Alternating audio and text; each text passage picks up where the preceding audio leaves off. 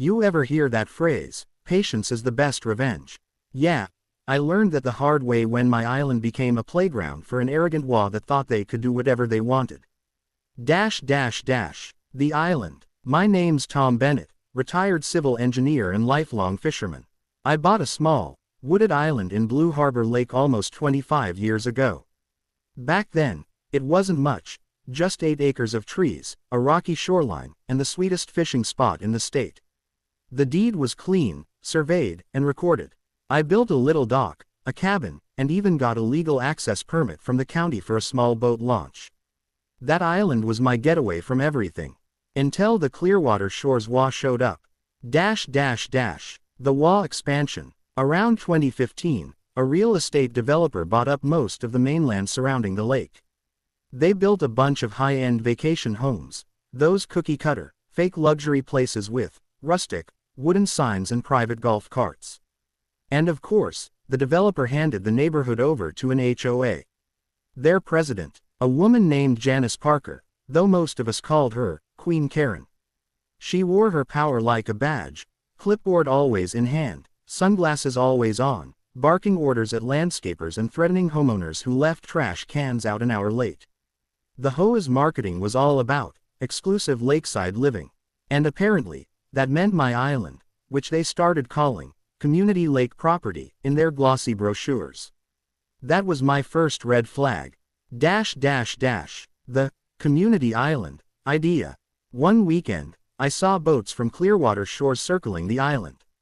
Then, a few days later, I noticed survey stakes, bright orange markers, hammered into the soil near my dock. When I confronted the men doing the surveying, one of them shrugged. We were told it's for a community cabin project. WA says they own it. I almost laughed. You're standing on private property. I own this island. They looked confused and called their supervisor, who passed the buck up to the WA Property Committee. 2 days later, I got an email from Janice herself. Dear Mr. Bennett, we're developing the island adjacent to Clearwater Shores into a community recreation area, complete with rental cabins and docks. According to our maps, this land falls within the WA jurisdiction. We'll handle the development, maintenance, and access. You're welcome to be a guest once construction is complete.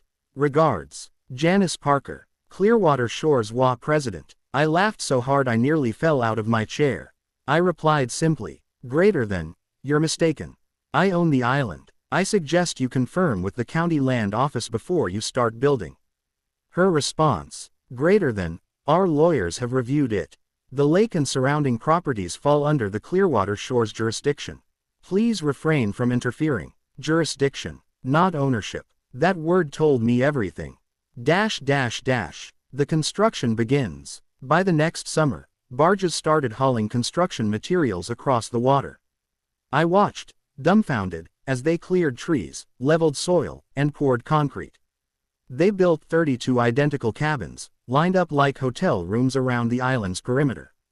They added docks, picnic tables, and even a stupid wooden sign that read, Clearwater Island Resort, private WA access only. I called the sheriff's department, but the deputy told me it was a civil issue. The county clerk, they told me property disputes had to go through the court. So, I did the one thing the WA didn't expect, I stayed quiet. The waiting game. For 2 years, I said nothing. I didn't call lawyers. I didn't post anything online. I didn't even visit the island, publicly, anyway. But I watched. I collected drone footage, photos, and county tax records. See, the WA had built those cabins without ever checking the land deed. They pulled building permits under Parcel 117A, which was the HOA's lakeshore property. But my island, that was Parcel 117B, clearly recorded under my name, taxes paid in full since 1999. And because the WA used their own funds, member dues, to build everything, they effectively improved my property with their money. Every board meeting they streamed online was public record. I downloaded them all. Janice bragged about how they'd finally turned that useless patch of land into a community gold mine. Oh, it was going to be gold, all right. Just not for them. The first hint of trouble. The first cracks appeared when the HOA started renting the cabins out on short-term rental sites. Families were showing up from out of state, paying $400 a night to stay on a private HOA island. That's when insurance got involved. The company covering Clearwater Shores realized the cabins weren't technically on insured property because they weren't owned by the HOA. They suspended coverage until ownership could be proven. That's when Janice panicked and hired a lawyer to confirm title. It took them 3 months before they realized the nightmare they'd walked into. The legal strike. When their lawyer finally contacted me, he sounded nervous. Mr. Bennett, we'd like to discuss an amicable resolution regarding the Clearwater Island development. I played dumb. Resolution. For what? Well, technically, it seems your name appears on the deed for that property. But since the HOA developed it, we'd like to propose a buyout. A buyout. They offered me $150,000 for the island. I told them, no thanks. I'll let the court decide its value. And that's when I filed my lawsuit. The case. Bennett vs. Clearwater Shores HOA. My attorney, a sharp old friend named Rick Holloway, nearly jumped with excitement when I showed him the documents. Tom, they built 32 structures on your land without consent. You legally own every single one of them. We filed for trespass, unjust enrichment, property damage, illegal construction without owner consent. In simple terms, they built an entire resort on my property, and I now legally owned it. The HOA's defense. Janice strutted into court like she owned the place. Their lawyer argued that the island was within HOA jurisdiction, part of the lake easement zone. But the judge didn't buy it for a second. He looked straight at the deed, then at Janice.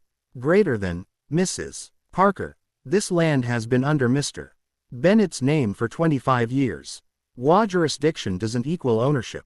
You built private structures on land that doesn't belong to you. Janice sputtered, but it's community property. The judge leaned back. Not unless your community bought it. Did you buy it, Mrs. Parker? She turned red. The judge's ruling was clear. All improvements made on the plaintiff's property become the legal property of the plaintiff. The HOA and its board are liable for damages and trespassing. The courtroom was silent except for Janice's horrified gasp. Aftermath. My new resort. The HOA was forced to pay $1.2 million in damages, mostly to cover back rent, environmental restoration, and legal fees. They tried to appeal, lost again. By the end of it, I legally owned 32 fully furnished cabins, a dock system, and several boats. I could have sold them, but instead, I turned the entire place into Bennett Island Lodge, an eco-friendly fishing retreat. Funny thing, a bunch of former HOA residents, fed up with Janice's leadership, booked stays there. They told me she'd resigned after being voted out. Apparently, members were furious their dues had been used to build on private property. Janice's downfall. Months later, I got a letter, handwritten, from Janice herself. Mr. Bennett, I hope you're happy. You've ruined me. I only wanted to make the community better. The lawyers say I could lose my house because of the lawsuit. I never meant for it to go this far. I never responded. Because here's the thing. She did mean for it to go that far. She ignored warnings, built on land that wasn't hers, and treated me like an obstacle. Now, she was learning what happens when arrogance meets ownership records. The sweetest ending. Today, Bennett Island Lodge runs year-round. I hire local high school kids in the summer and give free stays to veterans and first responders in the fall. And that wooden sign they left behind. I kept it. It hangs above my office door. Private HOA access only. Only now, I added one more line underneath, burned into the wood with a soldering iron. Property of Tom Bennett. Epilogue. Lessons learned. If there's one thing this taught me, it's that paperwork beats power every time. The HOA thought they could bully their way through property lines because they had money and lawyers. But a single old deed with my name on it was worth more than all their rules and regulations combined. You don't need to shout, fight, or argue when someone oversteps. Sometimes, you just have to wait. Because time exposes arrogance, and the law protects patience. Dash dash dash.